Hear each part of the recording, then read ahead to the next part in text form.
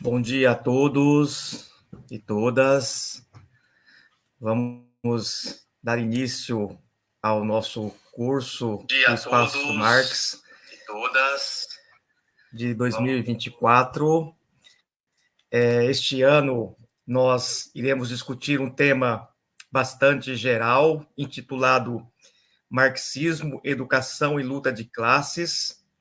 Este tema não é uma criação original do Espaço Marx de Campo Mourão, mas é um tema amplo, cuja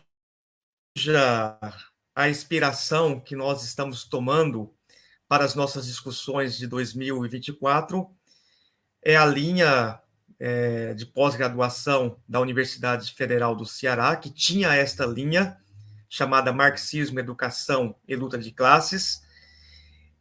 Fui o último orientando a ser formado nesta linha, a cursar o doutorado, e queria prestar essa homenagem aos camaradas da UFC, em especial à professora Suzana Gimenez, né, que é uma companheira que, ao longo de muitos anos, esteve à frente desta linha na Universidade Federal do Ceará, é uma referência teórica como militante que nos inspira cotidianamente a continuarmos esse trabalho. E esta linha também se converteu também numa disciplina no curso de pedagogia da Universidade Estadual do Paraná, cujo eu ministro essa disciplina de caráter optativa no curso de pedagogia, e o nosso curso contempla, então, basicamente, os temas que são oriundos do doutorado, daquela linha, e também agora da disciplina do curso de pedagogia da Universidade Estadual do Paraná. Queria desejar aqui um bom dia a todos, os de longe e os mais de perto. Também dar bom dia à professora Sofia Manzano, que aceitou o convite de fazer a abertura do nosso curso no dia de hoje. Então, é um prazer muito grande recebê-los e recebê-la para essa manhã de discussão. Então, a professora Sofia já esteve conosco em alguns momentos, sempre se colocou à disposição aqui do nosso grupo da Universidade Estadual do Paraná, a sempre fazer essas discussões conosco. Então, eu queria, assim, rapidamente falar do nosso programa, do nosso curso, e já na sequência passar a palavra para a professora Sofia, que fará uma exposição, pelo tempo que ela entender necessário. Nós temos até, conforme a nossa programação, até às 11, então vamos aproveitar bem a presença da professora. Ela pode fazer uma exposição aí, e na sequência a gente abre para algumas discussões. Então, o nosso curso, ele prevê 40 horas ao longo deste ano de 2024, e com alguns temas que a gente elencou base justamente na disciplina que nós estamos tomando por base. Então, o primeiro tema de hoje, que é Marx e as lutas de classes no Brasil atual, com a professora Sofia. No próximo encontro, a gente fará uma discussão sobre a introdução à filosofia de Marx, 2 encontros com o professor Dr. Jean Menezes. Depois a gente fará mais 2 encontros com a discussão Introdução à Crítica da Economia Política de Marx, com o professor Dr. Paulo Nakatani. Depois a gente vai discutir a questão da problemática do trabalho em Marx, com a professora doutora Gláucia. Depois também discutiremos a questão do trabalho na ontologia do ser social de Lukács, com a professora Betânia. Depois discutiremos também a relação entre trabalho, educação e reprodução social na ontologia do ser social, com a professora Marteana. Depois discutiremos a teoria marxiana e a educação na perspectiva da classe trabalhadora, com esse que vos fala, professor Osmar. Depois, lá no dia 10/8, Mesaros e a Educação para Além do Capital, com o professor Caio Antunes. E fecharemos o nosso curso com o professor doutor Ivo Tonet, que discutirá as atividades educativas emancipatórias. Então, esta é a nossa programação para o ano de 2024. É um curso que é uma totalidade, então a gente deixa o convite para aqueles que estão iniciando hoje, que possam acompanhar o curso na sua integralidade, porque ele foi pensado como uma totalidade e visa justamente contribuir com a nossa formação e com a luta nossa do dia a dia como classe trabalhadora. Então, vou fazer uma rápida apresentação da professora Sofia e já na sequência passo a palavra para a professora.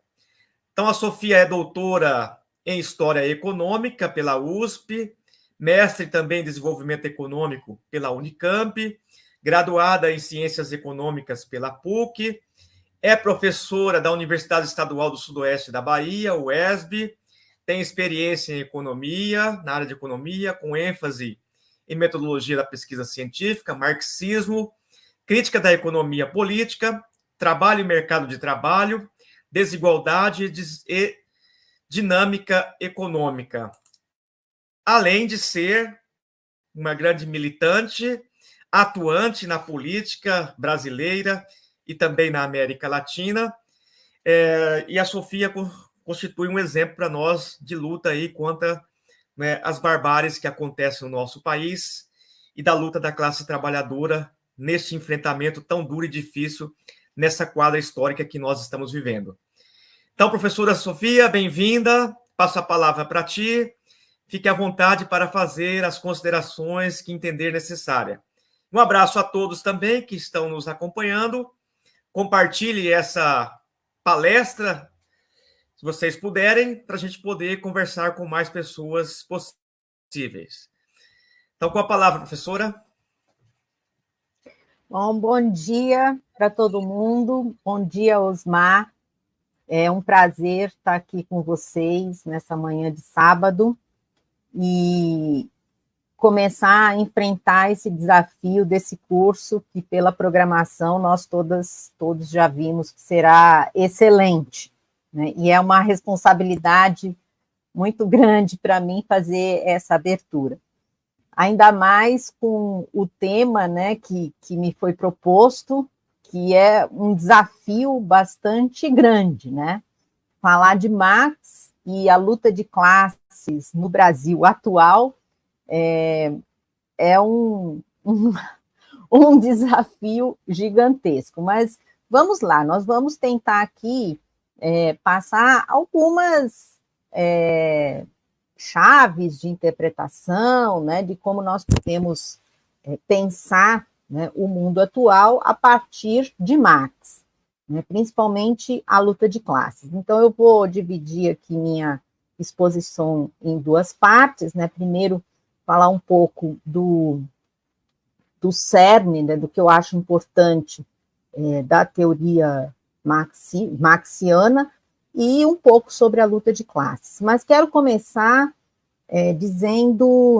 falando um pouco das minhas impressões, né, sobre o momento histórico em que nós vivemos, não só aqui no Brasil, mas em todo o mundo, e o que aparece, né, o que nos chega à mente nesse momento.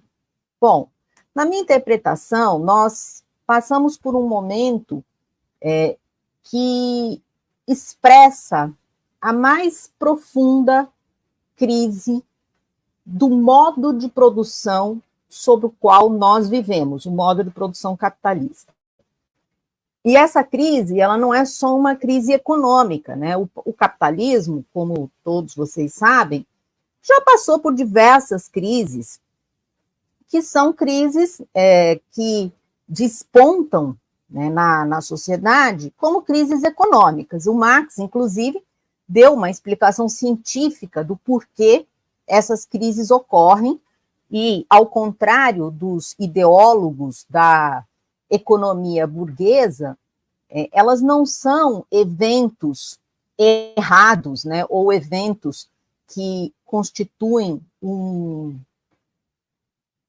comportamento equivocado do sistema capitalista, né? Os economistas burgueses analisam a crise, pensam a crise do capitalismo a partir de externalidades, como na linguagem econômica se diz, né? Então, a crise é por um erro da condução do Estado, ou é por erro de determinados setores, né, da burguesia, por erros individuais ou coletivos. E Marx, muito antes dessas explicações, muito mais ideológicas do que científicas da crise do capitalismo, ele já nos apontou que a crise ela é constitutiva do próprio modo, do próprio sociometabolismo do capital.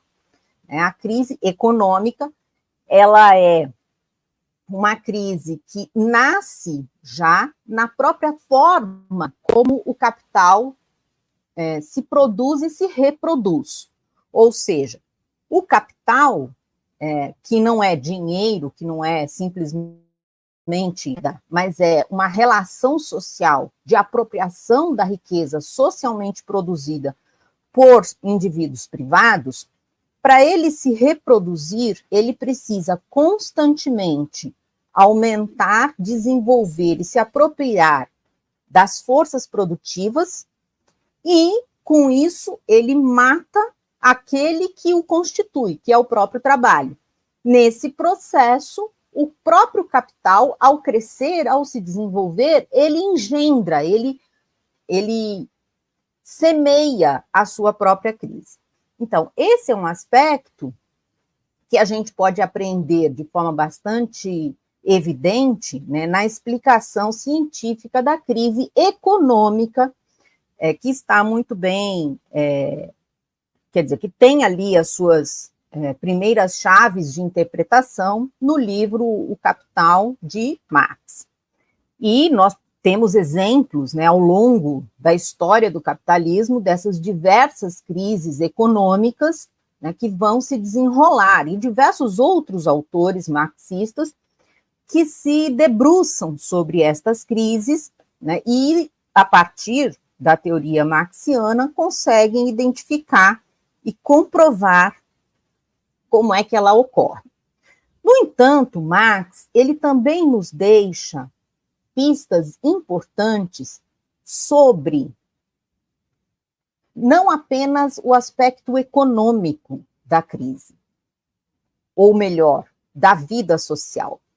Ele nos deixa pistas importantes para interpretar como a humanidade se desenvolve ao longo de sua história, e aí eu tenho que fazer um parênteses aqui sobre o termo desenvolver, né, porque no nosso senso comum, desenvolver é sempre tem um significado, né, de ir do pior para o melhor, de ir do menos para o mais, do primário para o complexo, né, mas eu quero dizer aqui que eu estou usando esse termo muito mais no sentido do desenrolar, né, do processo temporal, né, da história. Portanto, o Marx nos deixa lições importantes sobre este processo histórico da humanidade, e apesar dele ter se concentrado, né, no estudo do modo de produção capitalista, como em toda a sua complexidade, nós podemos, a partir dele, tentar observar e analisar a história da humanidade e os seus momentos de crescimento, desenvolvimento e crises, no que o próprio Marx chamou de modos de produção. Então, ele não se aprofundou em sua vida, né, na pesquisa de outros modos de produção. Ele pesquisou o modo de produção capitalista, porque era este que ele queria dar os instrumentos para ser transformado, mas a partir da sua contribuição nós podemos observar isso. E o que nós vemos na atualidade, e essa é a minha interpretação, é que nós estamos, como eu já disse, num processo de crise do modo de produção capitalista, que vai muito além da crise econômica. E por que nós podemos dizer isso? Porque vejam só, Nós passamos por uma crise econômica, evidentemente, isso não há dúvida, mas nós temos também uma crise social gigantesca, né, em todo o mundo, não só no chamado sul global, ou nos países subdesenvolvidos, ou no terceiro mundo, né, a linguagem muda, mas nós sabemos muito bem o que significa, mas também naqueles locais onde o capitalismo se desenvolveu, aí sim, de forma bastante expressiva, chegou a construir, né, um modo de existência da classe trabalhadora que prometia, né, naqueles países, e eu estou falando Europa, Estados Unidos, Japão, os chamados países desenvolvidos, prometia uma existência eterna e pacífica da classe trabalhadora para satisfazer muito bem as suas necessidades, mas nestes locais nós também observamos uma crise social brutal, né, bastante intensa, né, em qualquer país da Europa, nos Estados Unidos nem se fala, já há décadas, né, a crise social é muito grande, e nos demais países do mundo, nas demais localidades.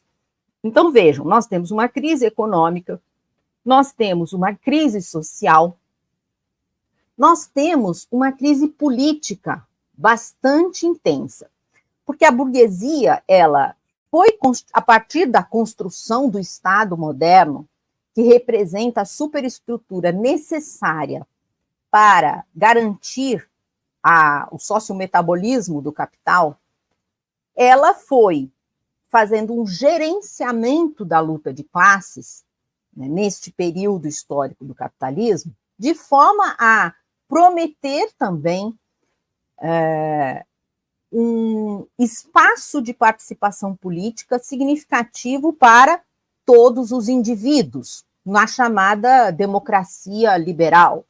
Então, se nós considerarmos que a democracia liberal, a democracia formal, é o máximo que a burguesia pode apresentar, né, como forma de participação política para todos os indivíduos, não só para a burguesia, para a classe dominante, mas também para a classe trabalhadora, que nós vivemos hoje é uma crise da democracia formal, da democracia liberal, com a ascensão de movimentos de extrema-direita fascistas, que funcionam, né, e que têm por objetivo aplacar este espaço de participação política de um conjunto significativo da população, especialmente a classe trabalhadora, mas que não substitui, muito pelo contrário, intensificam os instrumentos de dominação política da burguesia para garantir o seu metabolismo, ou seja, o metabolismo do capital e o funcionamento do capital. Então, voltando, nós temos uma crise econômica significativa, uma crise social que se expressa nas mazelas, na pobreza extrema, no adoecimento, nas mais diversas formas de adoecimento, mas principalmente o adoecimento mental, que leva de jovens a idosos, né, a suicídios e adoecimentos muito graves, e também uma crise política muito intensa, na medida em que a extrema-direita, representando a ponta mais radical da expressão política da burguesia, se coloca cada vez mais como força importante nos mais diversos países do mundo, inclusive aqui no Brasil. Agora, nós temos também uma crise cultural, ideológica, né, bastante importante acontecendo na atualidade. Nós sabemos que o mundo burguês, o modo de produção capitalista e o mundo burguês, eles surgem produzindo também uma nova visão de mundo que se contrapõe ao que existia anteriormente, principalmente no feudalismo europeu. O mundo feudal, que dá origem ao modo de produção capitalista, tinha uma visão de mundo que nós vamos chamar aqui de uma visão de mundo irracional, né? Porque explicava a realidade, explicava todos os acontecimentos a partir dos desígnios de Deus, né? E o catolicismo era a expressão máxima, né? E a estrutura ideológica do mundo feudal.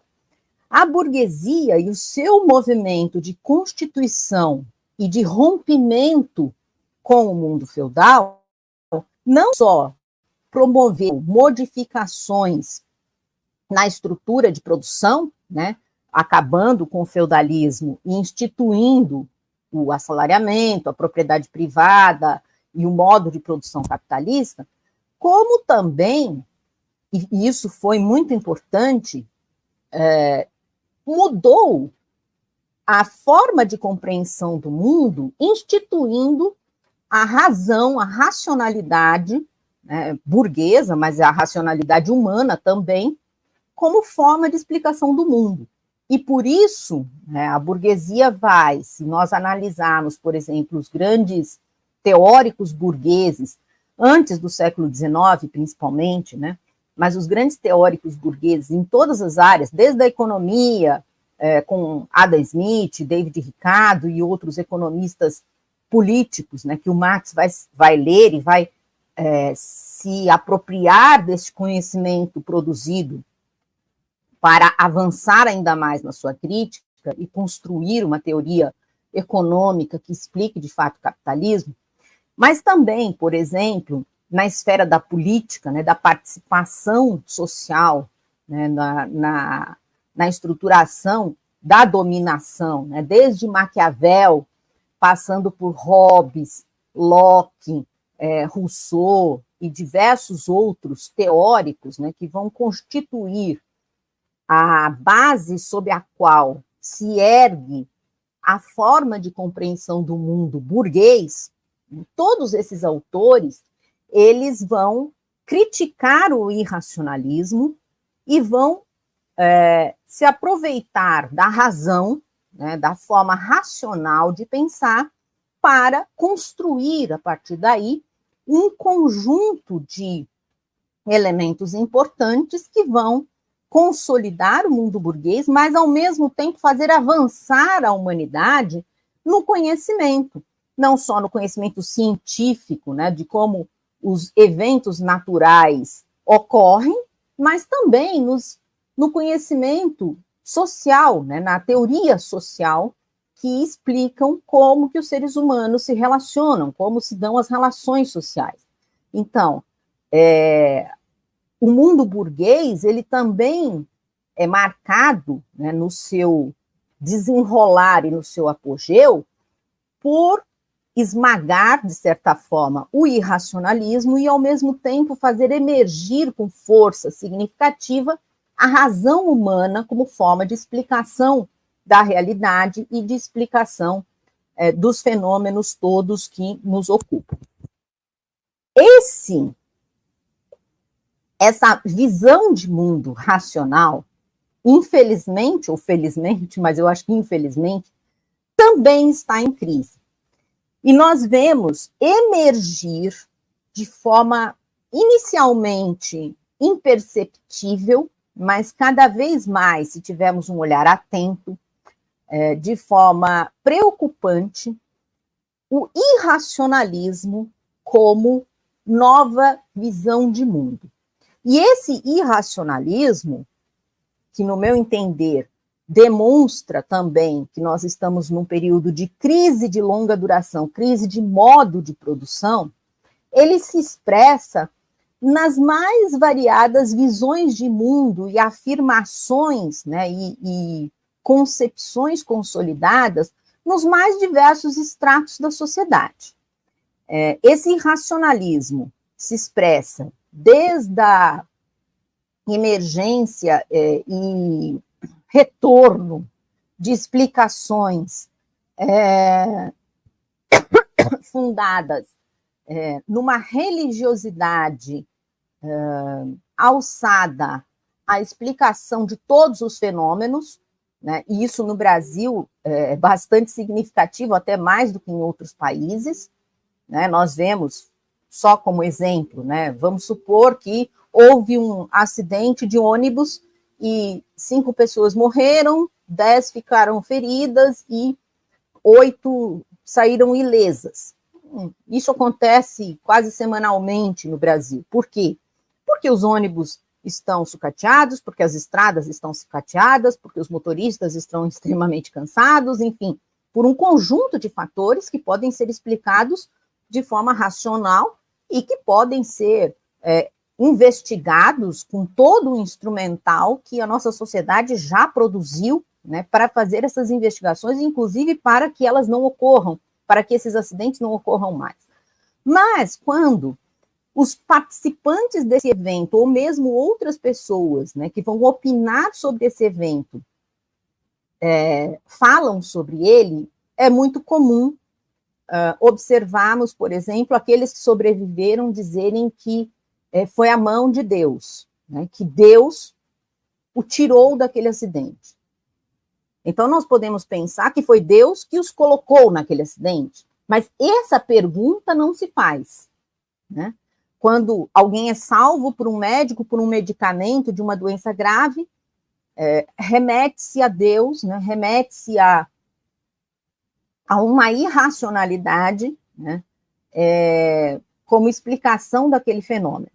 Pois bem, nesse nível, né, de compreensão da realidade, nós temos visto constantemente a ascensão desse tipo de pensamento. Mas a irracionalidade, ela não está só nesse nível mais básico da religiosidade do povo brasileiro. Ela está também na ciência, né, no espaço da ciência. Quando nós observamos a proliferação de estatutos, de cadeiras acadêmicas, né, trabalhando com a hipótese de pós-verdade, né, com a pós-modernidade, no sentido do relativismo absoluto.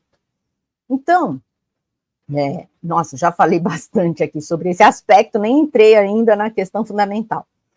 Eu quis colocar todos esses elementos para que a gente comece a pensar, né, que nós estamos num processo, num momento, né, de crise, e essa crise não é só uma crise econômica, não é só uma crise política separada, não é só uma crise social, que o capitalismo já passou, né, o modo de produção capitalista já sempre colocou crises sociais muito importantes e que, de alguma forma, em alguns momentos foram resolvidos ou não, mas nós estamos na confluência desse conjunto de crises que, no meu entender, na minha interpretação, demonstram que nós estamos no final de um ciclo de longa duração, como diria Brodel, né, como nos legou Brodel, um importante historiador, que trabalha a história da humanidade, né, em 3 tempos diferentes, curta duração, média duração e longa duração. Então, parece que nós estamos aqui começando ou percebendo o início de uma decadência absoluta do modo de produção capitalista. E eu nem falei aqui da crise ambiental, né, que é um dos elementos mais visíveis, né, desse tipo de modo de produção. Bom, para entrar de fato na nossa contribuição aqui, vamos falar um pouco de Karl Marx e a luta de classes no Brasil hoje, né? O que eu considero fundamental para a gente compreender não só o Marx e tudo aquilo que ele nos deixou e que ainda estamos descobrindo com as publicações novas que vêm à tona, assim como para nós compreendermos os principais marxistas que perceberam este elemento de Marx que eu vou tratar aqui com vocês e que desenvolveram, que levaram adiante a teoria marxista, o que é principal para a gente entender o pensamento de Marx é que é mais importante para a gente perceber que Marx nos deixou uma teoria uma teoria do início da constituição, da dinâmica e da crise da sociedade burguesa, do modo de produção capitalista. Eu gosto muito de dois prefácios que eu sempre indico, de duas introduções que eu sempre indico, do nosso querido professor José Paulo Neto. Né? Uma aqui, nesse livro, Cartas sobre o Capital, né? E outra, evidentemente, na sua grande obra recentemente publicada, que é uma biografia do Marx. Então, se vocês quiserem observar como o professor José Paulo Neto sintetiza, né, de forma brilhante essa contribuição fundamental do pensamento de Marx, eu recomendo muitíssimo que vocês leiam, não só leiam esses livros inteiros, mas principalmente as suas introduções. E eu vou ler para vocês um trechinho da nota do autor, de Zé Paulo, evidentemente, nesse livro, uma biografia de Marx. Ele diz: em Marx, a teoria, produto do cérebro dos homens, constitui a reprodução, no plano das ideias, do movimento real do objeto de que se ocupa. O núcleo duro da obra que Marx nos legou é a teoria que reproduz idealmente o movimento real do capital no seu processo de gênese, da consolidação, do desenvolvimento e das condições de crise da sociedade embasada no modo de produção capitalista, a sociedade burguesa. E a verdade da teoria, assim posta, não depende apenas da sua coerência interna. A sua prova decisiva se faz no confronto com a dinâmica profunda dessa sociedade. Faz-se na prática social. Enfim, não penso que Marx seja o teórico do socialismo e ou do comunismo. Penso como teórico do capitalismo. Mas ele diz também, né, que essa teoria é uma teoria em movimento, o que faz com que nós tenhamos, obrigatoriamente, se queremos ser marxistas, que desenvolvê-la a partir da realidade, do movimento real do objeto. E é isso que nós devemos fazer. E aí eu quero colocar um alerta, né, aqui, porque hoje, não só em decorrência desse momento de crise que eu sumariamente aqui expus para vocês, dessa crise geral, né, do modo de produção capitalista, muitos ativistas, teóricos, professores, pesquisadores, mas principalmente os mais jovens, né, procuram tábuas de salvação, né, que possam dar uma explicação rápida e fácil desses fenômenos tão complexos pelos quais nós estamos passando. E aí buscam, ou em Marx, ou em outros marxistas, principalmente em Lenin ou diversos outros teóricos, essa tábua de salvação e assumem aquilo, a letra escrita, como dogmas, né, e fetichizam, né, e idealizam estas teorias como teorias prontas e acabadas e como receitas absolutamente dadas para a ação ou para a interpretação do mundo. Ora, isso é absolutamente contrário ao próprio movimento que o Marx iniciou, né, com a sua perspicaz inteligência, que foi ladeada, né, ao longo da sua história por Engels, como o segundo violino, como aquele que esteve junto, mas contribuiu significativamente para a construção do seu pensamento, de todo este edifício gigantesco, né, que é a contribuição marxiana, ou marx-engelsiana para todos nós, mas também aquilo que pôde produzir o próprio Lenin, né, no seu percurso histórico, o Lukács e diversos outros marxistas que têm como elemento-chave da sua condução na investigação teórica este aviso importantíssimo que Zé Paulo Neto nos deu. O mais importante da contribuição de Marx, claro que as suas conclusões são importantíssimas, porque elas são conclusões certeiras sobre o modo, sobre o funcionamento do capitalismo, né? E até hoje nós podemos, quando eu vou pesquisar sobre o capital financeiro, sobre a dinâmica econômica da sociedade burguesa, não há, né, teórico da área da economia melhor do que o próprio Marx para dar essas explicações, e os teóricos da burguesia parecem crianças, aliás, crianças não, porque eu costumo dizer que crianças são cientistas, né? Mas parecem pessoas que não possuem muita inteligência, né, quando vão explicar o modo de produção capitalista. Então, voltando, não é que Marx não tenha nos deixado conclusões certeiras sobre determinados aspectos do funcionamento do modo de produção capitalista. Ele deixou. E estas conclusões certeiras são válidas até hoje, né, e provavelmente continuarão válidas enquanto existir o capitalismo. No entanto, o que Marx nos deixa de forma muito mais importante do que essas conclusões certeiras, porque essas conclusões certeiras talvez pudessem ser alcançadas, e outras conclusões certeiras foram alcançadas por outros marxistas. Mas quais marxistas?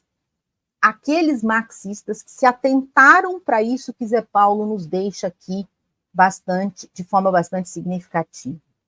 O importante de Marx é a teoria social que ele nos deixa. Essa teoria social, ou seja, o método, a explicação do funcionamento da sociedade burguesa, permite a todos e todas nós avançarmos nas nossas pesquisas nos mais diversos aspectos que nós queiramos entender. E, por último, uma outra coisa importante que Marx vai nos deixar é a necessidade, é o do porquê dessa teoria social. Por que produzimos a compreensão da verdade daquele objeto e do seu movimento? Porque nós queremos transformá-lo. Sem a necessidade da transformação deste objeto, e no caso do Marx, do modo de produção capitalista, talvez ele não tivesse desenvolvido toda essa teoria social, né? O grande motivo que levou Marx a se concentrar praticamente toda a sua vida na investigação do movimento real do objeto de estudo, que era o modo de produção capitalista, era a necessidade da sua transformação, da sua superação. Ou seja, sem esse elemento prático-político da ação daquele que faz essa investigação, nós perdemos, talvez, metade da contribuição de Marx sobre que ele nos deixou, né? Muitos vão observar, ao longo da biografia do próprio Marx, dois elementos. Primeiro, que em determinados momentos ele age, né, na política real, concreta da sua época, né, de forma bastante contundente, mas grande parte da sua vida ele passa na biblioteca do Museu Nacional, do Museu Histórico, ou no seu próprio cantinho, né, porque eram cantinhos bastante pequenos, né, em que ele tinha à sua disposição, nessa grande investigação, né, nessa necessidade obsessiva pela investigação. Agora, toda essa investigação, por um lado, só foi possível, né, por um conjunto de fatores, né, que permitiram a ele não concluir, mas fazer essa grande contribuição a essa investigação, mas, no meu entender, o grande motim, né, dessa necessidade de procurar a verdade sobre o modo de produção capitalista estava lá no início da sua vida, quando Marx se coloca a questão da transformação e da emancipação humana. Então, esse aspecto é extremamente importante. Eu acho que nós, como professoras, professores, acadêmicos, estudantes, seja de graduação, mestrado, doutorado, não podemos perder de vista. É evidente que a investigação científica, a partir de um método correto, né, para chegar à verdade de uma realidade social, é fundamental, e ela deve ser feita com muita seriedade e afinco. Mas a pura investigação, ela é simplesmente um elemento de vaidade ou de uma necessidade individual. A grande questão que nós temos que nos colocar hoje é como construir as formas de ação para fazer com que o resultado destas investigações se tornem práticas políticas emancipatórias. E aí eu entro na segunda questão aqui da nossa contribuição, sobre a luta de classes no Brasil, né? E aí essa questão é a questão que mais nos incomoda e que nos chama a atenção e que é importante para a gente aqui neste movimento.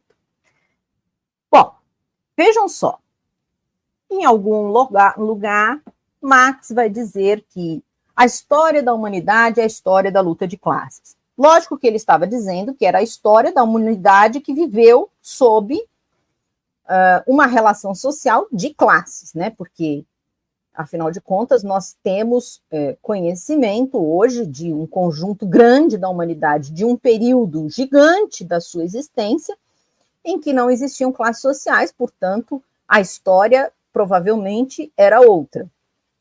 Mas se a história da humanidade é a história da luta de classes, nós temos que nos colocar o seguinte: como é que se dá a luta de classes? E nós, trabalhadoras e trabalhadores, costumamos pensar na luta de classes quando a nossa classe, a classe trabalhadora, está ativamente e conscientemente em luta, ou seja, quando ela está agindo de forma consciente por objetivos, sejam eles de reforma ou de revolução, né? Em vários períodos históricos nós observamos isso, como as revoluções de 1848, como a Comuna de Paris, como os movimentos que deram origem à Revolução Russa, como os movimentos que levaram as condições de vida da classe trabalhadora a um patamar superior, mesmo dentro do capitalismo, os movimentos sindicais, os movimentos sociais, os movimentos políticos da classe trabalhadora. O que eu quero dizer é que nós pensamos a luta de classe e analisamos a luta de classe muito mais nessa perspectiva, ou seja, nós tentamos contar a história da nossa classe quando ela está avançando politicamente nessa luta. Mas nós tendemos, e isso talvez seja uma proteção psicológica, né, para todas e todos nós que queremos a emancipação humana, nós tendemos a achar que esta luta de classes está apagada ou não está ocorrendo, quando a nossa classe não está organizada, quando a nossa classe não está avançando no sentido da emancipação. Nós tendemos a achar que a luta de classes está parada, né? Que essa luta não está ocorrendo. No meu entender, é um equívoco isso, porque a luta de classes, ela não para, nunca. A questão é que tem momentos em que a nossa classe está avançando no sentido da emancipação. E tem momentos em que ou a nossa classe está sendo derrotada pela classe dominante de forma bastante explícita, como, por exemplo, o massacre na derrota da Comuna de Paris, né? O fuzilamento dos comunar, como a ascensão de Hitler e o aniquilamento de um conjunto significativo de populações dos territórios onde o nazismo e o fascismo na Itália ocuparam, mas não podemos esquecer do fascismo na Espanha, do fascismo em Portugal, naquele período histórico.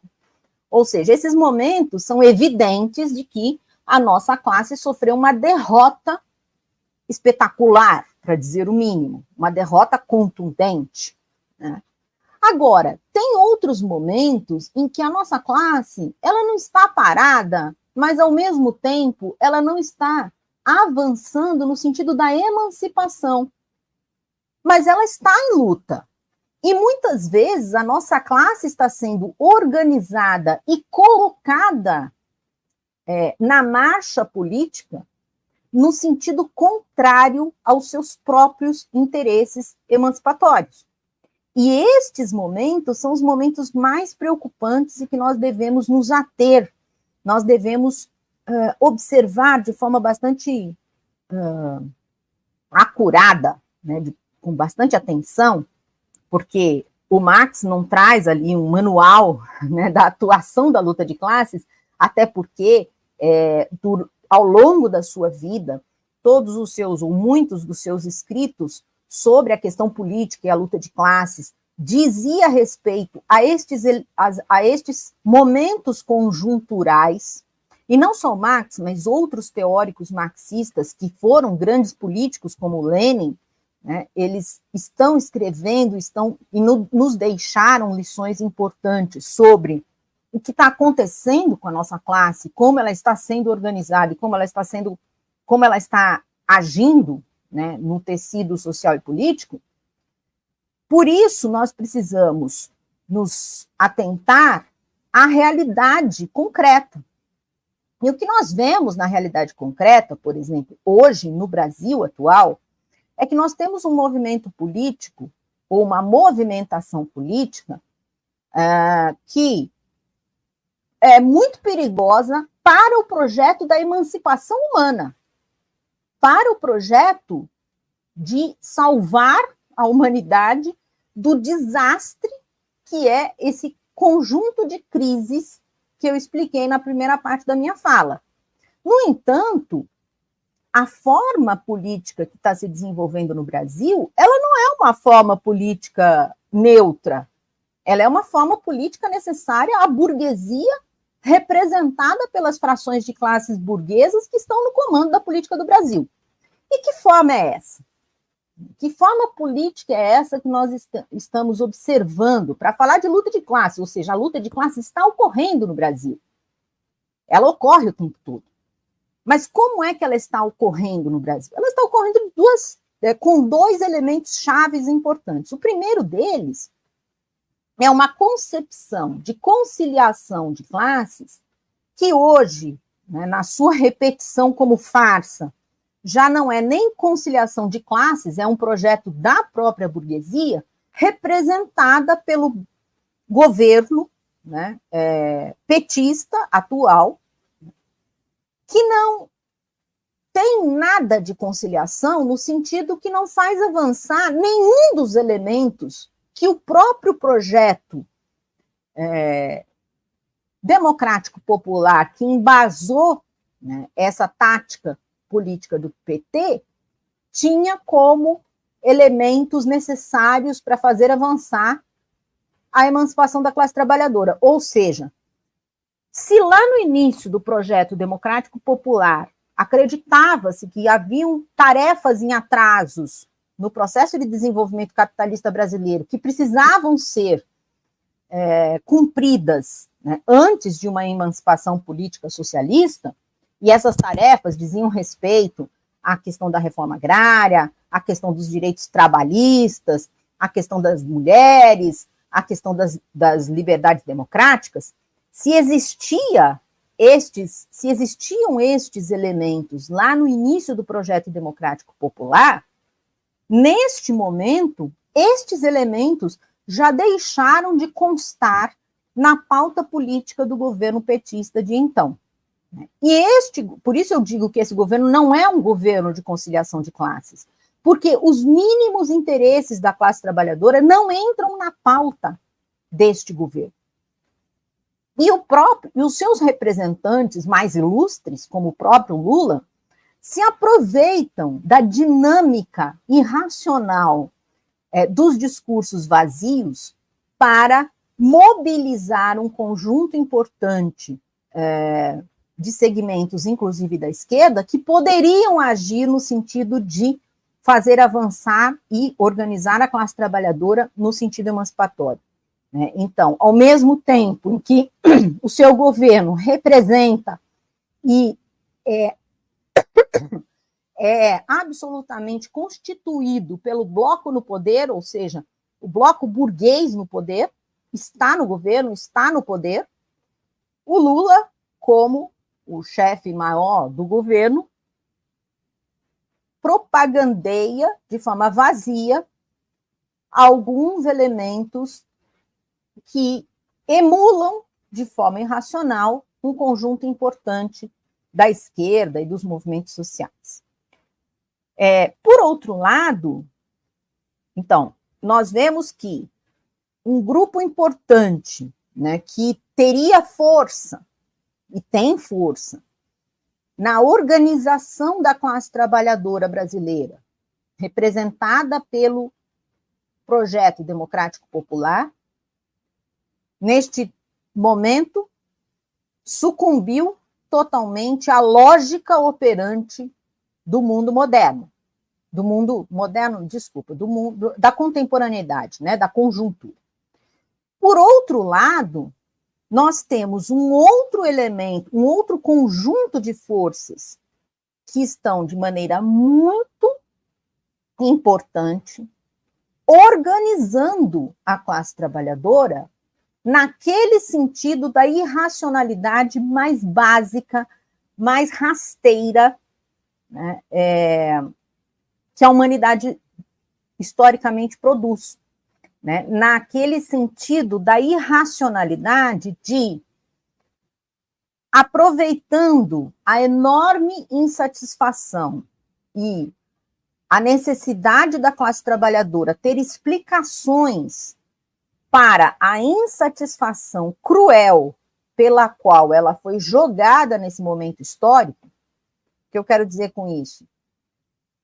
Qualquer trabalhador ou trabalhadora de qualquer setor da economia percebe de maneira evidente que esse mundo não está indo para um bom futuro. Ou seja, a falta de perspectiva no futuro é evidente, seja ele qual for o extrato da classe trabalhadora que nós estamos falando ou qualquer lugar. Este movimento político reacionário, que é esse segundo bloco de organização da classe trabalhadora, tem capturado de forma muito mais eficiente essa enorme insatisfação da classe trabalhadora com o futuro para organizá-la e colocá-la em movimento, mas num movimento reacionário. Então, nós vemos a ascensão da extrema-direita e de movimentos fascistas pelo mundo afora, tem uma característica em comum. Eles se colocam como antissistêmicos, eles se colocam como radicais, eles se colocam como aqueles que estão contra tudo isso que tem aí. Enquanto, na verdade, eles representam o aprofundamento de tudo isso que tem aí. Mas eles conseguem capturar a consciência da insatisfação de um conjunto expressivo da classe trabalhadora com tudo isso que tem aí. Nós precisamos aprender a observar este fenômeno antes de fazermos julgamentos apressados ou rasteiros sobre o porquê indivíduos tão rudes, tão desqualificados, tão, para dizer o mínimo, né, ignorantes como Bolsonaro, como Donald Trump, como Milei, vencem eleições. Não só vencem eleições, como carregam atrás de si um conjunto expressivo da classe trabalhadora, né? E o que a internet chama de pobre de direito. Por que nós temos pobre de direito? E aí eu sei que aqui é um espaço da educação, né? E aí eu vou dizer, não é por ausência de educação, mas é pela emergência do discurso e da concepção de mundo fundada na irracionalidade que a própria esquerda ajudou a semear com o pensamento pós-moderno. Quando a pós-modernidade veio afirmar a partir da esquerda que cada um tem a sua verdade, cada um tem o seu lugar de fala, só eu posso falar sobre a realidade que eu vivo, e essa realidade é a minha verdade, e isso começou há muito tempo na esquerda, e hoje os movimentos identitários, ainda na esquerda, são fortemente responsáveis e adeptos dessa visão. Quando nós permitimos a ascensão desse irracionalismo no campo mais avançado da crítica, nós abrimos espaço para o irracionalismo no campo mais retrógrado e reacionário também da crítica ao capitalismo, que não representa a sua superação. Representa, sim, a barbárie, né, autoritária, digamos, do capitalismo, porque a barbárie em regimes democráticos, um conjunto expressivo da população mundial já vive na fome, na miséria, na exclusão, na doença, enfim, em todas as mazelas que os seres humanos vivem, mas ainda sobre regimes de democracia formal ou de liberdades democráticas.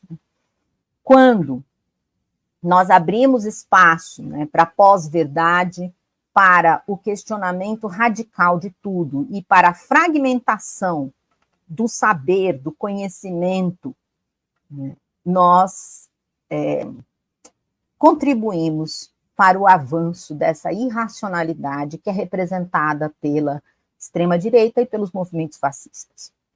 Portanto, o que eu posso dizer para terminar aqui, depois de quase uma hora de fala, né?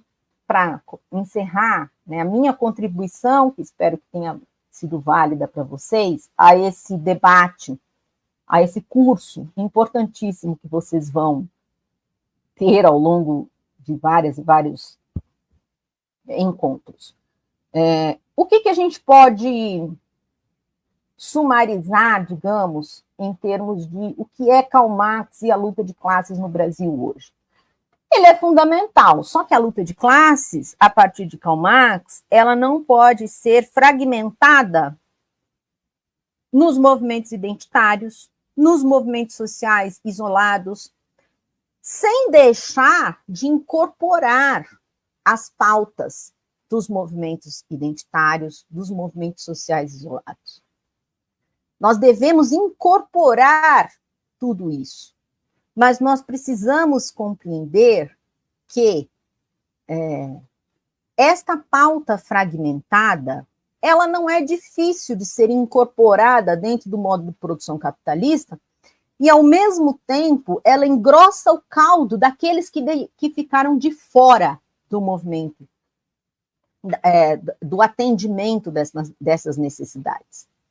Por isso, quando nós colocamos que a questão de classe, da classe social, ela é fundamental no avanço político emancipatório da humanidade, nós devemos voltar a Marx para resgatar dele, né, das contribuições dele e de Engels, os elementos mais importantes disso. E, por fim, deixa eu ver se eu acho aqui. Eu tinha anotado, mas...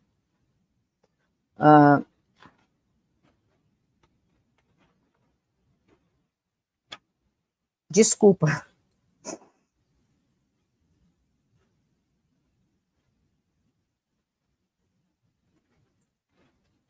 Enfim, O que eu quero dizer é o seguinte, o Marx e o Engels, eles, já naquele período, eles se dão conta de que a burguesia ela é capaz de incorporar no que ela chama de representação de todos, que é o Estado, né, que ela chama de um espaço da participação de todos, que é o Estado, a burguesia ela é capaz de incorporar determinadas pautas importantes da classe trabalhadora. Por exemplo, ela incorporou os aumentos, a delimitação da jornada de trabalho, ela incorporou diversos direitos trabalhistas ao longo dos últimos 200 anos, né? Ela permitiu a incorporação de direitos sociais, trabalhistas, nesta forma de organização jurídico-política, que é o Estado burguês ou o Estado moderno.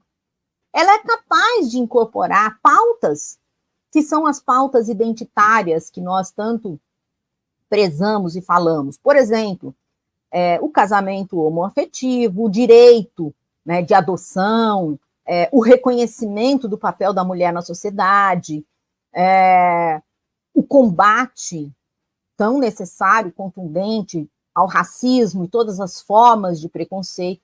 Ela é capaz de incorporar todas essas pautas no seu arcabouço jurídico estabelecido. O que ela não permitirá jamais é que estas pautas que reivindicam a igualdade substantiva sejam de fato implementadas. Isso ela jamais permitirá. E o machismo, o racismo, a homofobia e todas essas formas de opressão que são muito bem denunciadas pelos movimentos identitários, eles estão intrinsecamente vinculados ao modo de produção capitalista. E eles serão intensificados no seu momento de crise mais profunda. Portanto, atentar para esses elementos é pensar também como nós devemos trabalhar nesta conjuntura de luta de classes a partir de Karl Marx. Bom, eu espero que eu tenha contribuído com vocês de alguma forma e estou aberta ao debate. Eu sei que falei de coisas muito polêmicas, acredito que muita gente vai querer aqui conversar comigo sobre isso, mas estou à disposição e, claro, esta é a chave de interpretação que eu tenho a partir de Marx. Obrigado, professora Sofia, pela excelente exposição. Já temos aqui vários comentários nessa direção e queria ressaltar a importância das reflexões que você trouxe para essa manhã de debate, de estudo, na qual nós iniciamos o curso do Espaço Marx aqui de Campo Mourão, que temos aqui a presença bastante significativa de militantes, camaradas, professores, professoras, estudantes do nosso país afora. Então, antes de passar a algumas questões aqui, só para relembrar o pessoal que fizeram as inscrições, nós aceitamos todas as inscrições que foram feitas, apesar de não ter chegado a tempo, né, a resposta, mas todos considerem inscritos, todos considerem aceitos para participar deste espaço de debate. A gente criou lá um grupo lá no WhatsApp para enviar os links das nossas aulas, porque elas posteriormente serão realizadas pelo Meet. Então, somente essa palestra de abertura que a gente está fazendo hoje pelo canal, as subsequentes serão pelo Meet, depois a gente coloca à disposição no canal do Espaço Marx, mas a gente avalia que lá naquele espaço ele é mais propício para o debate mais direto, se é possível falar de debate direto por via online, mas aquele que está participando pode fazer as suas intervenções diretamente, dirigir sua questão diretamente àquele que está fazendo a exposição. Então, a gente também vai enviar a lista de frequência para aqueles que desejarem ter uma certificação posteriormente, porém, desde já antecipo que a certificação ela será providenciada como um todo e não como atividade específica. Por exemplo, a professora Sofia fez a exposição hoje, a gente emite uma certificação? Não. A gente vai emitir a certificação do curso como um todo para aqueles que quiserem a certificação e para aqueles que tiverem a frequência. Tá certo? Então, desde já agradeço a presença de todos, que a gente possa continuar os nossos debates. Então, professora Sofia, como que você prefere responder? Uma por uma ou em bloco? Aí fica a teu critério. Então, vou pegar aqui pela ordem, tá certo? Daqueles que fizeram as questões. Deixa eu só localizar aqui. Então, a primeira questão foi feita pela Geice. Vou exibir aqui. Aí a professora Sofia responde ela. Na sequência, a gente passa para a próxima. Então, a Geice Cordeiro diz o seguinte: gostaria que a professora falasse sobre a reestruturação produtiva e o modelo de produção na década de 70, e, se possível, os princípios da teoria de Keynes e o estado de bem-estar social.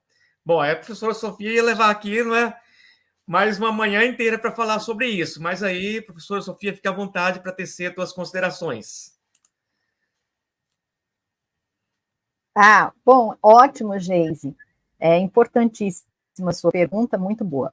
Veja só, a reestrutura, o que nós chamamos, né, na sociologia do trabalho, né, nos estudos sobre relações de trabalho, de reestruturação produtiva, é uma nova forma de estruturar a produção a partir das necessidades do próprio capital monopolista estabelecido, né? Faz parte do sociometabolismo do capital, mas principalmente da sua forma específica de atuação na produção de valor, portanto, na exploração da força de trabalho, a constante modificação da superestrutura jurídica, né, do arcabouço legal e da forma de organização dessa produção dentro da fábrica, né? Isso que nós chamamos de reestruturação produtiva são as mudanças de operação da produção no interior da fábrica. Isso foi uma forma encontrada pelo capital para superar a sua própria crise econômica oriunda daquilo que também se consolidou na literatura como chamado estado de bem-estar social, né? São duas coisas diferentes, a teoria de Keynes e o estado de bem-estar social, mas vamos lá, né? Uma coisa por vez. Bom, o Keynes, um teórico importante da teoria econômica capitalista, ele percebeu, né, no momento de uma crise profunda do capital, que vai se expressar na crise de 1929, que aquela forma de atuação do próprio Estado capitalista, né, que ainda trabalhava com os pressupostos do liberalismo econômico, né,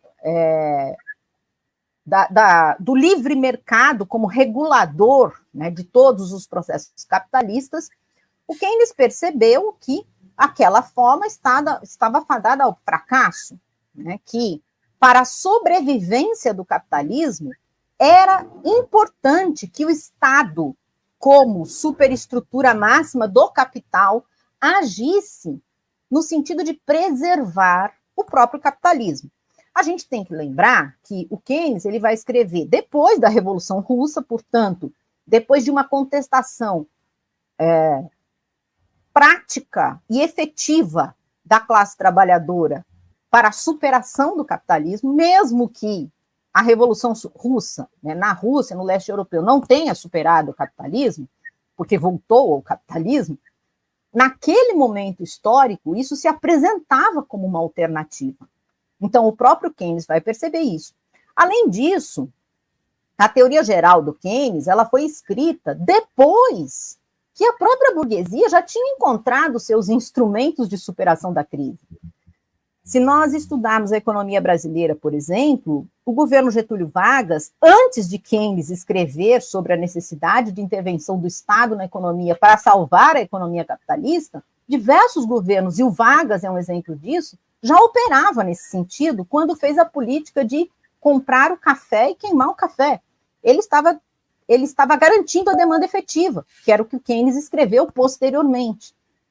Então, a teoria de Keynes, da atuação do Estado para salvar o capitalismo, em primeiro lugar, ela é pós-factum, né? Ela é escrita depois que ela já ocorreu, né? Que ela já se efetivou. Essa é uma contribuição importante que ele dá, eu não estou dizendo que ele não seja um teórico importante para entender, né, como o capital pode se salvar em determinados momentos da sua crise. Agora, o chamado estado de bem-estar social é um outro elemento muito mais complexo do que a própria teoria de Keynes. O estado de bem-estar social é considerado, né, um período que vai de 1945 a 1975, chamado 30 anos gloriosos do capitalismo, e são gloriosos, entre aspas, né, em pequenos espaços do mundo capitalista. Nós temos que entender que os direitos sociais, os direitos trabalhistas, os direitos, tá, claro, direitos, que eu digo, direitos expressos na lei, né, no Estado, eles só foram efetivados neste período de 30 anos, não mais do que isso, em alguns lugares do mundo. Né? Pega-se como grandes exemplos de como o capitalismo pode, sim, promover um amplo bem-estar para todas e todos, trabalhadores e trabalhadoras. Aí você pega os países da Escandinávia, né? Pega alguns momentos da Alemanha, pós-guerra, direitos trabalhistas, ou direitos sociais, ou bem-estar social em alguns países do mundo. Mas temos que nos atentar para duas coisas. Primeiro, estes direitos, eles são restritos a um espaço global muito pequeno, né, que são apenas algumas ilhas dentro do que é o modo de produção capitalista, porque ao mesmo tempo em que estes direitos eram garantidos para a classe trabalhadora de determinados países, em outros países nós estávamos vendo avançar as formas mais brutais de exploração e expropriação da riqueza, como, por exemplo, na África, como, por exemplo, em diversos países asiáticos, como na América Latina. Então, o valor, a riqueza produzida, né, nesses espaços mundiais, garantiam, naquele pequeno espaço do estado de bem-estar social, condições importantes para a classe trabalhadora. O outro elemento que nós temos que destacar destes 30 anos gloriosos diz respeito também a duas questões que vão se desdobrar. Primeiro, a classe trabalhadora organizada e em luta nestes países, no pós-guerra, vai extrair à força da sua luta estes direitos. Então, muitas vezes, quando se estuda o estado de bem-estar social, principalmente na perspectiva institucionalista, parece que faz parte da própria teleologia da história, né, que o próprio Marx vai dizer, não existe teleologia na história, mas essa perspectiva ela é muito comum nas ciências sociais, que o capitalismo vai se desenvolvendo por etapas e vai chegar a um estágio de desenvolvimento social, né, que garantirá os direitos de todos a partir das instituições. Então, instituições sólidas, instituições honestas, instituições boas, né, garantirão estes direitos. Né? E hoje o que se vê nesta perspectiva é que essas instituições foram corrompidas, né? Então tem sempre um elemento moral muito grande, né, nas análises institucionalistas sobre a derrocada do estado de bem-estar social. É interessante, né, porque aí essa mesma corrente de pensamento, né, vai se transformar, né, daquela ideia de que o Estado tinha que garantir esses direitos a partir da sua burocracia interna. Então, houve uma expansão muito grande da burocracia de Estado nessas pequenas ilhas de bem-estar social, que fazia ali operar, né, o bem-estar social, entre aspas, e aí, com a própria impossibilidade concreta da expansão ou da emancipação humana dentro do estado de bem-estar social burguês, os institucionalistas, então, colocaram a culpa no próprio Estado, né, na própria burocracia de Estado. E aí passam a defender, por exemplo, o público não estatal, né, as ONGs, né, a privatização do estado de bem-estar social a partir da sua fragmentação, enfim, da fragmentação não só dos direitos, mas das próprias instituições que procuravam garantir, nesta visão idealizada da evolução do capitalismo. A outra questão importante, além da luta de classes, né, da classe trabalhadora organizada na Europa, nos Estados Unidos, né, em diversos países, que fez avançar os seus direitos, tem também aquele elemento que eu coloquei anteriormente da própria Revolução Russa e dos movimentos comunistas pelo mundo afora, que colocava em xeque o conjunto, né, o modo de produção como um todo. Então, o estado de bem-estar social também tem um elemento. Vale dizer que o estado de bem-estar social, ele se consolidou de maneira mais efetiva para a classe trabalhadora ali onde tinha uma vizinhança muito próxima, né, dos países socialistas até então existentes ali, do leste europeu e da União Soviética. Hoje, nós já estamos muitas décadas, né, passadas disso, nós vemos que esse pilar de sustentação ideológico, né, das lutas dos trabalhadores na Europa ocidental, principalmente, não existe mais. Né? Então, não existe mais a possibilidade de uma promessa, né, de um mundo emancipado lá. Mas também a própria modificação da dinâmica do capital, né, faz com que, aí eu volto à primeira parte da sua questão, a reestruturação produtiva, ela venha também como um ajuste permanente do capital na forma de modificar a sua estrutura, os seus mecanismos de exploração da força de trabalho. Né? Mas isso são apenas, vou dizer assim, rótulos que nós, como cientistas sociais, colocamos a fenômenos específicos. Mas se nós observarmos o conteúdo do fenômeno, né, a essência do fenômeno que estamos estudando, nós vamos perceber que é comum, genético do capital a transformação permanente das formas de exploração e expropriação da riqueza produzida pelo trabalho. Então, se no momento do Fordismo, né, que é o período anterior, que vai ser a base, o lastro da construção do estado de bem-estar social, nós tínhamos ali uma organização da produção que colocava um conjunto gigantesco de trabalhadores num mesmo local, né, que permitiu, por exemplo, um modelo sindical, né, centrado por esses trabalhadores agrupados, e que também promovia uma identidade grande entre os trabalhadores. O Fordismo dá lugar, né, ao pós-Fordismo, ou ao toyotismo, à reestruturação produtiva, de forma a fragmentar a classe trabalhadora, né, em diferentes profissões, em diferentes ocupações, em diferentes tipos de contrato, né, todas essas necessidades, ou melhor, todos esses fatos, né, que vão se apresentar com a chamada reestruturação produtiva são necessidades do próprio capital para enfrentar os dois elementos, né, a organização da classe trabalhadora a partir daquele daquele modelo, né, daquela forma de organização que o próprio capital impôs, que era o Fordismo, para uma outra forma que o capital impõe, né, que é fragmentado, que é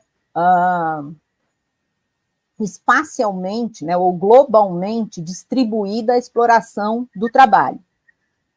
Mesmo assim, nós continuamos a ter formas fordistas de produção e presenciamos o ressurgimento de formas pré-fordistas de organização da produção, como, por exemplo, o chamado empreendedorismo, né?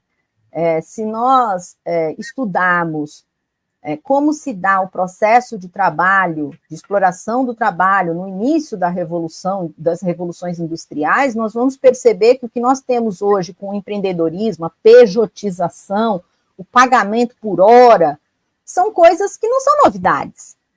Né? Na verdade, os trabalhadores eles já recebiam por hora, não tinham contrato de trabalho, né? A fábrica iniciava o seu processo, ou a produção iniciava o seu processo com os trabalhadores que estavam disponíveis para aquele dia, e só se pagava a hora trabalhada, né? Lá no início, né?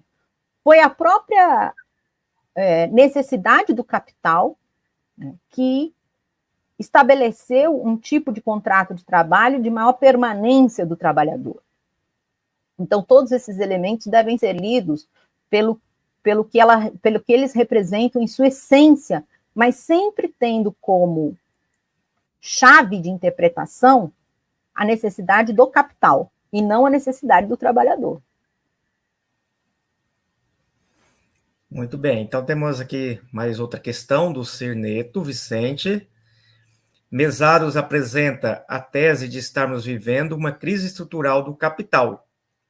Nesse contexto, quais as reverberações dessa crise na educação e como podemos rebater tais reverberações? Bom, muito bem, Cirneto Vicente. Eu não sou especialista, né, nessa questão da educação dentro da teoria marxista, né, de Mesaros, mas, portanto, o que eu vou dizer pode estar carregado de algumas impressões, não levianas, mas superficiais, né? Vejam só, a própria educação, a educação formal, ela foi uma necessidade, ela foi uma conquista da classe trabalhadora, mas ela é uma necessidade do capital. Né? A educação, eu acho que se nós não fizermos a leitura da educação como uma necessidade do capital, nós estamos sendo bastante idealistas no sentido de achar que o que nós vivemos, ou seja, a organização da nossa vida social está determinada por uma ideia de que caminhamos sempre para um futuro melhor, né, do ponto de vista ideal. O futuro melhor depende da ação política, né, depende da transformação constante da realidade a partir da perspectiva da emancipação. Porque a realidade ela se transforma, mas não necessariamente na perspectiva da emancipação. Ela pode se transformar pelos interesses do capital e, portanto, na perspectiva do fim próprio da humanidade. Né? Por isso que digo que em Marx não existe teleologia, não existe um futuro para o qual nós chegaremos, quer a gente queira ou não. Aliás, esse é mais um dos elementos do irracionalismo, né? A volta da ideia de destino, né? A volta da ideia de que estava escrito, né? Do Maktub. Bom, então, a primeira questão é, a educação, ela é uma conquista, mas, ao mesmo tempo, ela é uma necessidade, e ela é uma necessidade de quem? Você pode dizer, uma necessidade humana do conhecimento, é verdade, mas a educação, ela é conhecimento? A educação que nós temos, não só no Brasil, no mundo, ela é conhecimento para quem? Mesmo na China produz lá milhões de graduados, especialistas, cientistas nas mais diversas áreas. Para quem?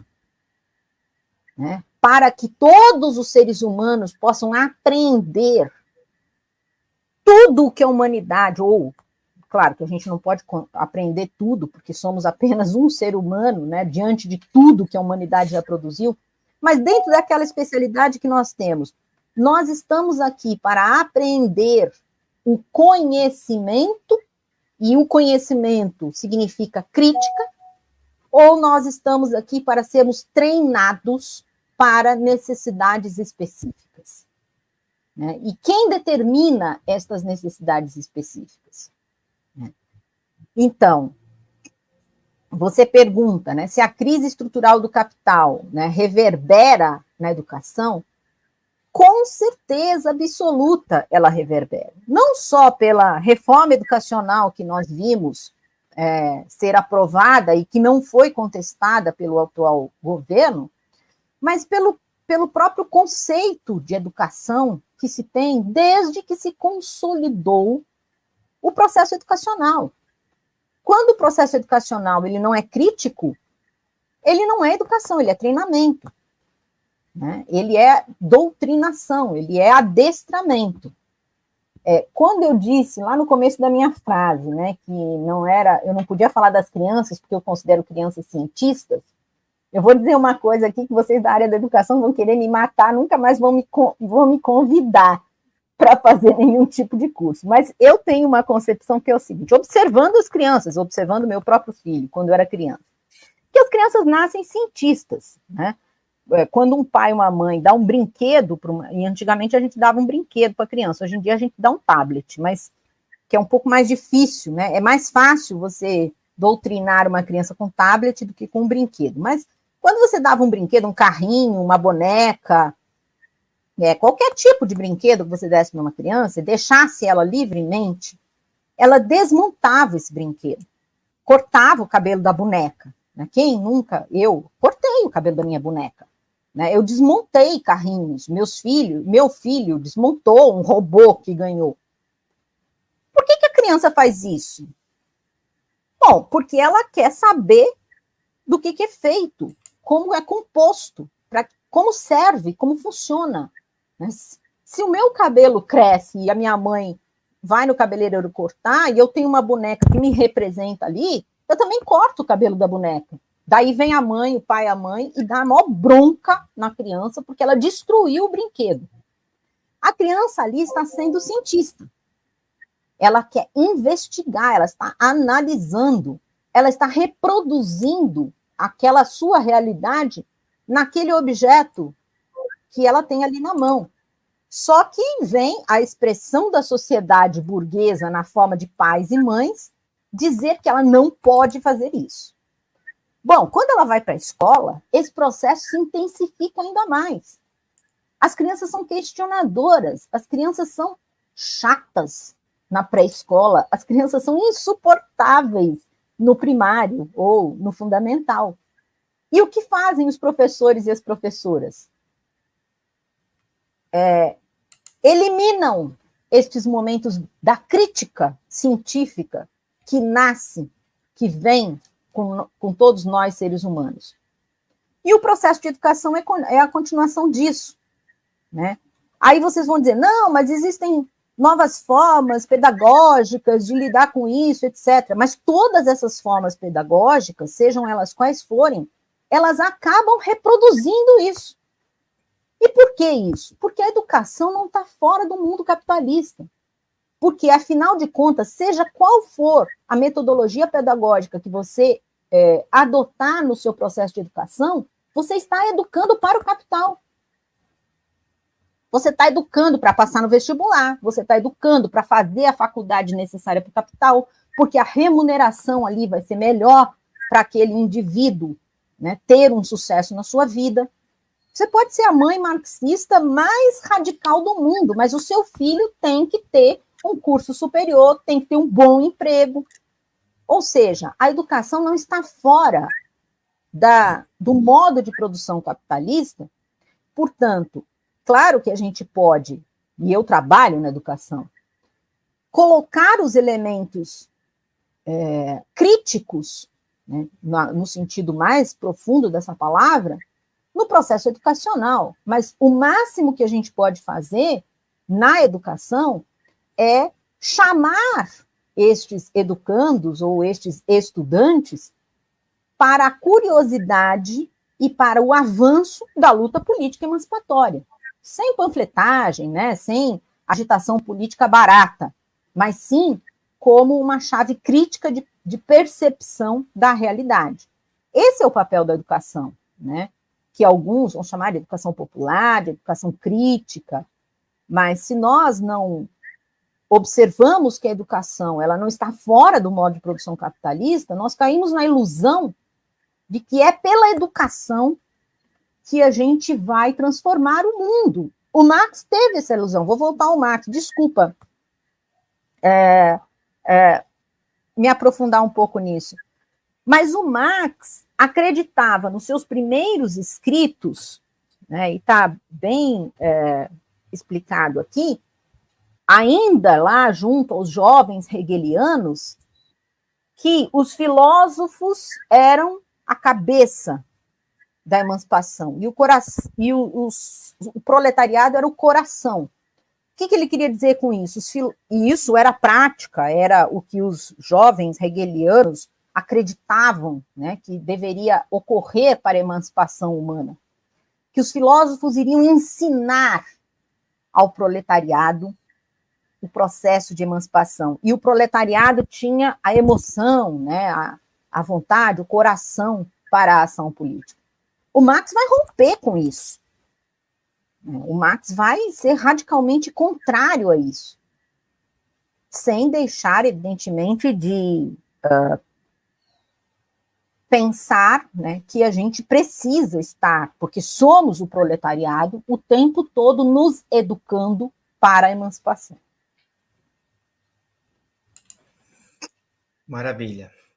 A Tatiana Portes, como a professora avalia os estudos marxistas sobre uma ruptura metabólica entre a sociedade e a natureza, o que hoje se entende pela crise climática instalada? Bom, Tatiana, é mais um assunto que não é um assunto da minha especialidade, mas posso falar como pessoa que atua no mundo, que tem uma ação política e, ao mesmo tempo, científica, né? Veja só, de fato, nós, como eu disse no início, né, essa crise pela qual nós estamos passando, que eu considero uma crise de modo de produção, ela é uma crise que ela é de longa duração também, né? Ela não é rápida, né? Ela não, sim, talvez não na minha vida, nem na vida do meu filho, a partir das experiências históricas de mudança de modo de produção, do modo de produção antigo para o modo de produção feudal, do modo de produção feudal para o modo de produção capitalista, transcorreram séculos de crises até a emergência de uma nova relação social dominante, né? Tudo isso está em aberto, não posso adivinhar, né, o que vai acontecer. Só o que eu posso dizer é que, pela experiência histórica da humanidade, estes momentos não são rápidos. Mas a história não está escrita, né? E o passado não se repete, né? Ele apenas nos diz como é que ele ocorreu e, né, a gente pode aprender alguma coisa com isso. E, mais uma vez, né, a gente pode observar que nestes momentos de crise de modo de produção, e eu estou analisando as crises de modo de produção que deram origem ao capitalismo, porque nós vivemos no capitalismo hoje, portanto, não adianta, eu até poderia falar, por exemplo, bom, como foi a destruição dos Incas? Foi o próprio momento da crise do modo de produção feudal e a emergência do capital comercial que destruiu os Incas, que destruiu os astecas, que destruiu os povos indígenas no Brasil, na Austrália, na Nova Zelândia, em diversos, na África, né? Pois bem, se nós observarmos onde existia o modo de produção que deu origem ao capitalismo, que é o modo de produção feudal, europeu, católico, naquele momento também houve uma crise. Eu não vou dizer que não era uma crise mundial, climática, instalada, mas uma crise de uma ruptura com a natureza, né? Vejam vocês, o modo de produção feudal, a população europeia, tanto a classe dominante quanto os servos e camponeses, né, a classe dominada, ela tinha uma relação metabólica com a natureza, né? A produção se dava a partir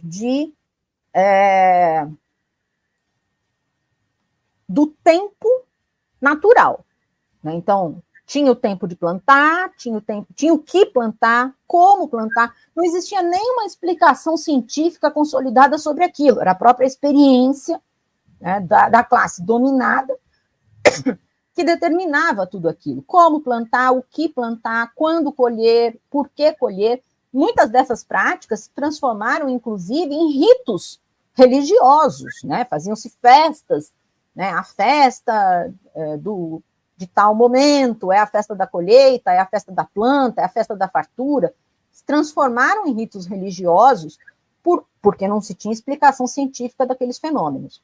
Ora, quando esse modo de produção entra em crise e vão surgindo elementos novos do novo modo de produção burguês, e aí se instala, por exemplo, a expulsão dos camponeses com os cercamentos na Inglaterra e o estabelecimento de grandes pastagens de ovelha para a produção de lã, porque a lã era já não mais produzida como uma necessidade para aquecer camponeses e senhores feudais, mas sim como um produto para o mercado, também há uma crise, uma ruptura metabólica, como você usa o termo, entre o novo modo de produção e as necessidades da própria natureza se reproduzir.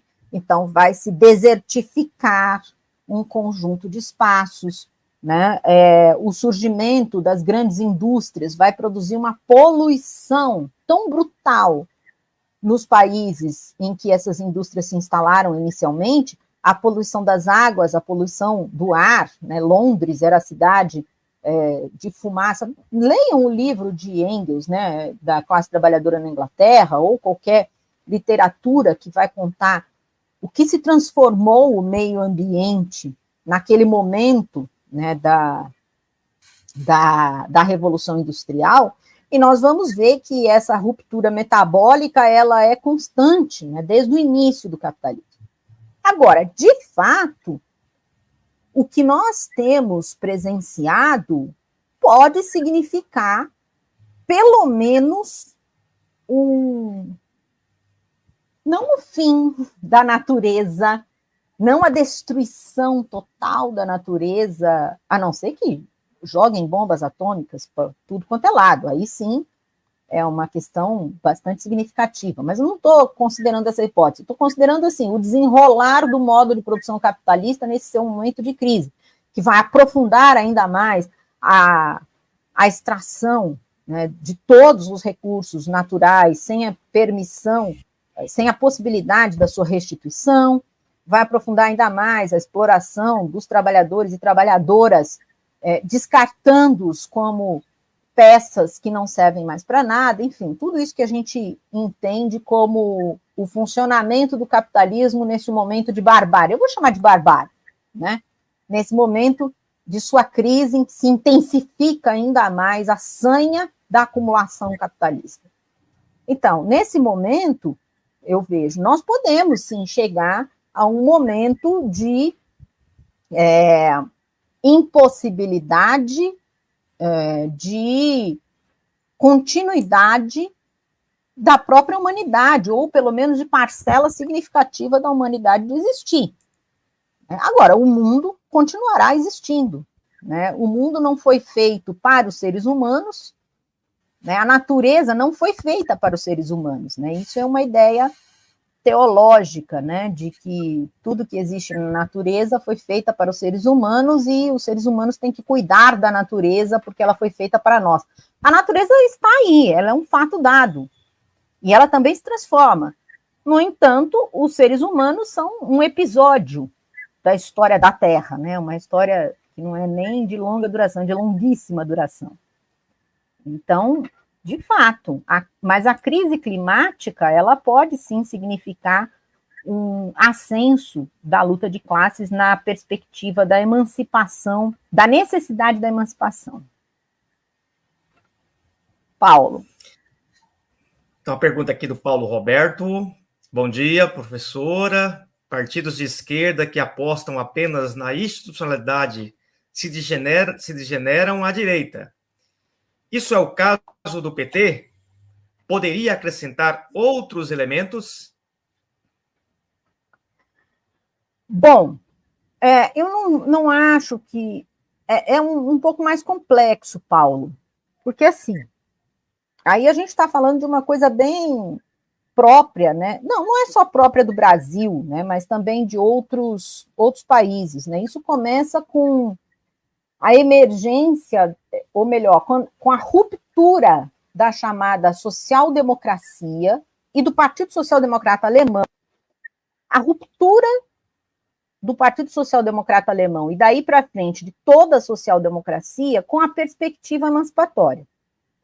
E isso se dá lá em 1914, né, quando a social-democracia ela rompe com a perspectiva emancipatória, de emancipação da humanidade, do capitalismo, e assume uma postura de que precisa melhorar o capitalismo, né, as reformas, ser reformista nesse sentido, é uma perspectiva de melhorar, de melhorismo, né, do capitalismo, forma-se, portanto, um conjunto de partidos, de instituições políticas que vão funcionar de forma bastante breve como um amortecedor da luta de classes, né? Então, a social-democracia, assim como a teoria heterodoxa no campo da economia, ela tem uma funcionalidade muito importante para ser uma alternativa não revolucionária para a classe trabalhadora. E ela funcionou muito bem. Por exemplo, quando a gente estava falando do estado de bem-estar social, no início nós tínhamos ali partidos comunistas, revolucionários, muitos deles armados, porque fizeram parte das resistências, né, dos diversos movimentos de resistência ao fascismo na Europa, e que estavam prontos, ou poderiam acossar, poderiam ameaçar o poder estabelecido. A transformação, o transformismo, né, destes partidos em partidos da ordem significou o abandono dessa perspectiva revolucionária. Participar da institucionalidade em si não é um problema, né? Afinal de contas, nós participamos, mesmo sendo revolucionários, marxistas, estudiosos, nós participamos da institucionalidade porque nós não estamos fora do mundo, a gente teria que estar em outro planeta para não participar dessa institucionalidade. Nós trabalhamos, nós temos conta em banco, tudo isso é instituição, né? Instituído pelo modo de produção capitalista. O problema é como participar da institucionalidade sem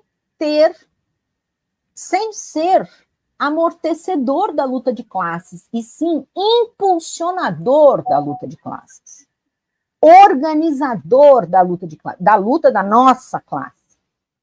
Este é o desafio político dos partidos ou das organizações políticas da esquerda que se quer emancipadora. Sem esta perspectiva emancipadora, toda organização política vai se acomodar em algum cantinho da institucionalidade. Até os movimentos sociais, que são muito exaltados hoje, né, pelo pensamento pós-moderno, eles são absolutamente institucionalizados. Né? Eles querem um cantinho dentro da institucionalidade para garantir um direitinho para um conjuntinho de pessoinhas. Né? Não que esses direitos não sejam importantes, não quero diminuir de forma alguma, eu acho que é importante. No entanto, toda luta, ela tem que ter uma perspectiva emancipatória para não sucumbir à institucionalidade. Tem outras questões aqui sobre o PT, mas vamos passar aqui para a do Igor, que eu acho que a outra vai na mesma direção que a professora Sofia acabou de comentar. Professora, compreendendo essa incorporação de pautas igualitárias no arcabouço jurídico, de forma superficial, qual a importância da participação social na organização do Estado, como conselhos? Pois é, então, eu tenho, para mim, né, como um ser político e atuante, né, que todos os espaços que nós tivemos de atuação são espaços importantes. Posso até voltar àquela outra pergunta, com relação, eu não li a pergunta inteira do PT, mas posso até voltar à conjuntura atual, né, do que nós estamos vivendo. Veja só, tanto as nossas... Deixa eu só ver. Em relação ao PT, você acha que o partido se perdeu em seu projeto político voltado para os interesses da classe trabalhadora, levando em consideração o cenário de desmonte e contra-reformas? Não, ele não se perdeu, não. Era o projeto dele. Mas vamos lá, vamos falar do que nós temos como formas de atuação política. Um exemplo claro é aqui no estado de Ceará, temos um governo petista com 3 mandatos no poder e não conseguimos avanços para a nossa categoria de professores. André, imagine nós aqui na Bahia, que estamos no 5º mandato do PT e é mais retrógrado, e eu não tenho problema em falar isso, do que os governos carlistas para as categorias dos servidores estaduais. É pior para os servidores estaduais do que os governos carlistas. O governo do PT na Bahia. Mas eu estou falando só dessa categoria, não estou falando do conjunto do que representa o carlismo na Bahia. Vamos lá. Vamos falar, então, de ação política nos mais diversos espaços de atuação. Eu acredito que, para a gente contestar, né, o modo de produção capitalista, e elevar o patamar da luta de classe, da nossa classe, num sentido emancipatório, nós não podemos ser nem dogmáticos, como eu disse no início, nem acreditar que a educação das massas vai levar à emancipação, né? Nem acreditar num destino inexorável, né, de emancipação. Nós precisamos agir, nós precisamos colocar em prática, de alguma forma, dentro da possibilidade que nós temos, essa perspectiva emancipatória. Isso aqui, na teoria marxista, se chama de praxis. A praxis é a prática política informada por uma teoria revolucionária. Então, voltando ao PT, o PT nunca teve uma teoria revolucionária, portanto, ele nunca se propôs a uma prática revolucionária. A teoria que embasou, né, do democrático popular do PT era uma teoria que o Brasil precisava fazer avanços democrático popular, né, para uma etapa posterior, mas hoje nem o democrático popular está mais na pauta, né, deste governo do Lula. Bom, se nós precisamos colocar a nossa teoria revolucionária em prática, a prática ela não se dá também num modelo idealizado de sociedade. Ela se dá na realidade concreta, na realidade cotidiana. Portanto, a prática revolucionária, ela tem que ser construída neste mundo burguês. Não é num outro mundo idealizado, né? É no mundo capitalista, nas suas instituições, nas suas estruturas jurídico-políticas, que se dá a prática. Então, se nós temos que participar de conselhos do Estado, temos. Se nós temos que ser parlamentar, temos. Se nós temos que disputar eleição, sim. Se nós temos que garantir estes espaços de liberdade democrática, quando vem o fascismo, o que o fascismo quer? Para garantir o absolutismo do capitalismo, vamos chamar assim, a força bruta do capital. O fascismo quer fechar os espaços de atuação das práticas emancipatórias.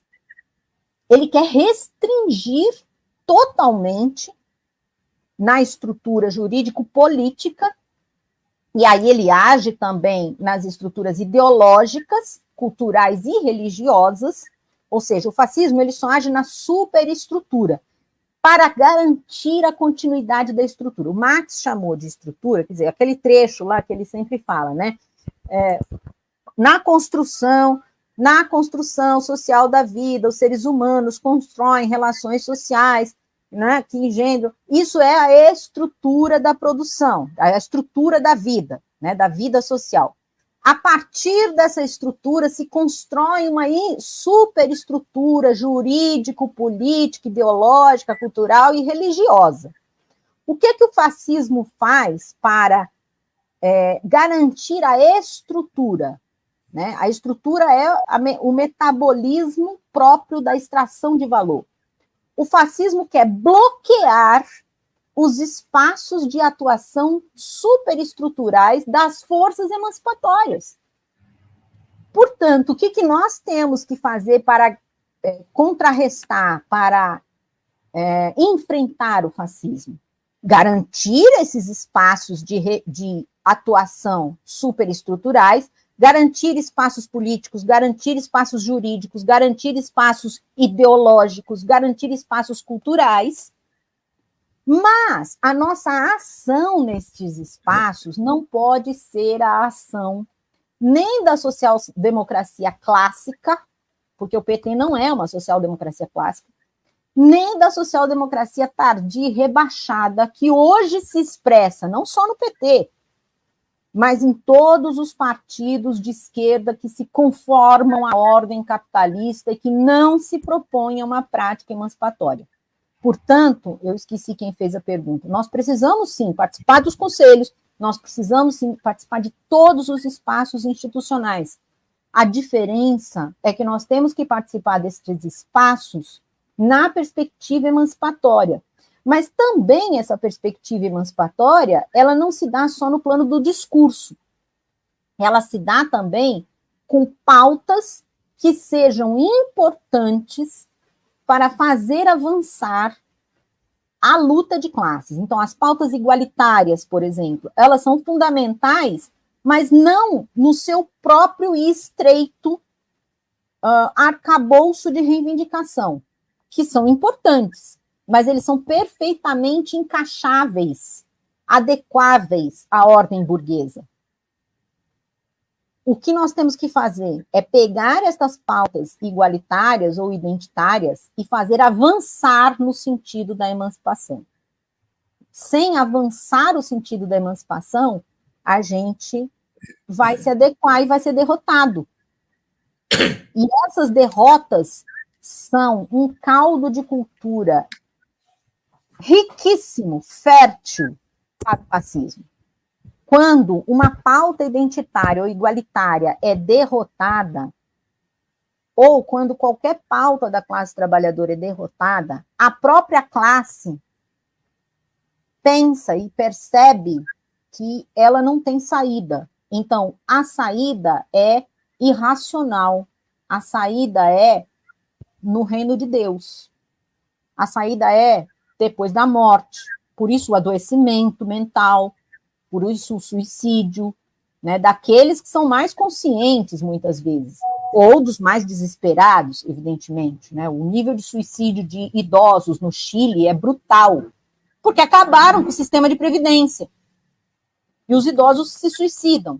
Aliás, no Canadá, tem uma contestação muito importante sobre a lei da eutanásia, que foi aprovada lá, porque diversos idosos recorrem a essa lei como forma de se suicidar de forma tranquila, né, assistida. Olha o nível da barbárie que nós chegamos. Um país considerado super desenvolvido, o Estado de Bem-Estar Social aprovou uma lei para que idosos se suicidem tranquilamente. Não é brutal? Pois bem, acho que já falamos de tanta coisa, né? Foi só uma primeira abordagem, acho que nós temos muitos e muitos outros debates, muitas perguntas, estou sempre à disposição aqui para a gente continuar a debater. Excelente, Sofia. Só aqui registrar, pessoal, que eu enviei a lista de presença aqui no chat e também no nosso grupo lá do WhatsApp. Então, a hora que vocês abrirem lá, tem um linkzinho, clica lá que vocês podem colocar o nome de vocês completo e o CPF. É isso que a gente precisa para a certificação depois. Bom, pessoal, dado aqui o adiantado da hora, eu quero agradecer a presença de todos nessa manhã. Tivemos aqui uma participação muito significativa e expressiva de pessoas do Brasil inteiro participando do nosso curso, do Norte, do Nordeste, do Sul, enfim, de todas as partes, inclusive gente fora do Brasil nos procurou para participar do curso. Às vezes você não conseguiu assistir ao vivo, essa atividade ela vai ficar disponível no canal do Espaço Marx. Vocês curtam lá,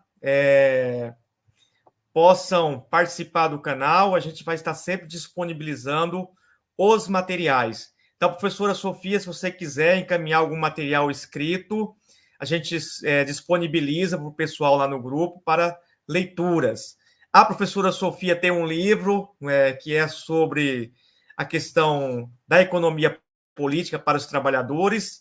Eu tenho um livro aqui, mas agora eu não localizei. Mas fica aí também a sugestão. Está ali a professora colocando Economia Política para Trabalhadores, uma excelente publicação para a gente poder também aprofundar as nossas discussões, que será também um tema que a gente abordará ao longo do nosso curso.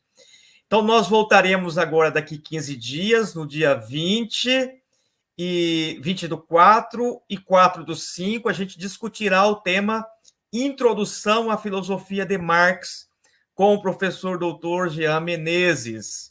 E aí a gente tem todo o nosso calendário que vocês podem ir acompanhando. A gente vai disponibilizando também alguns textos para que vocês possam fazer as leituras e para que a gente possa ter uma participação cada vez mais significativa e que a gente possa atuar aí nos nossos espaços, que é tão necessário a gente avançar na luta da classe trabalhadora no nosso país. Então, eu passo a palavra para a professora Sofia fazer suas considerações finais. Agradeço muitíssimo a tua contribuição nessa manhã, ao nosso grupo e à classe trabalhadora brasileira. Olha, Osmar, muito obrigada pelo convite, muito obrigada pelo espaço. Eu sei que eu talvez tenha aberto aí um conjunto muito grande de caminhos, né, para nós debatermos entre nós e com a classe trabalhadora o momento histórico pelo qual nós passamos.